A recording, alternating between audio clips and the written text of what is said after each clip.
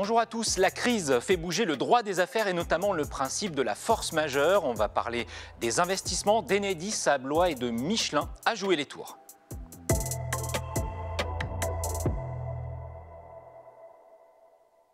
Un petit vent de frayeur chez Michelin a joué les tours avec l'annonce de 2300 suppressions de postes en France. À jouer les tours, l'usine de 200 salariés n'est quasiment pas concernée, assure la direction. Des contrats ne seront pas renouvelés au fil de l'eau. Mais comme toutes les autres usines, elle va devoir faire des gains de productivité. Pour cela, 4 millions d'euros sont investis pour améliorer l'automatisation des machines et notamment de la calandre. C'est un immense métier à tisser d'une centaine de mètres de long et c'est là que sont tissés les renforts métalliques ou textiles pour les pneus produits sur d'autres sites. Michelin a une autre usine dans notre région, c'est à Bourges pour les pneus d'avion. Et là, un accord d'activité partielle de longue durée a été signé fin 2020. L'emploi est maintenu pendant 2 ans à Bourges.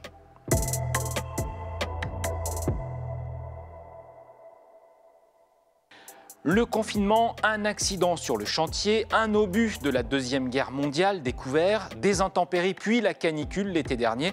Tout cela a à peine freiné le chantier d'Enedis à Blois, c'est juste à côté de la Rocade. La filiale d'EDF qui installe les câbles et les réseaux électriques se dote d'un seul site au lieu de 3 auparavant.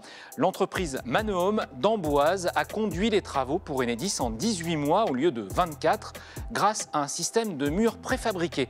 La direction régionale d'Enedis va regrouper ici 180 salariés. Dans ces locaux situés tout près de l'autoroute A10, 8 millions d'euros ont été investis.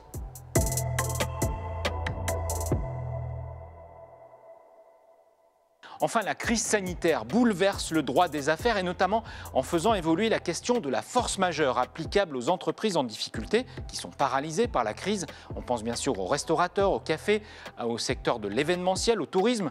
Ce qui se dessine, c'est une renégociation du contrat avec l'autre partie qui n'était pas tenue de l'accepter jusqu'à présent.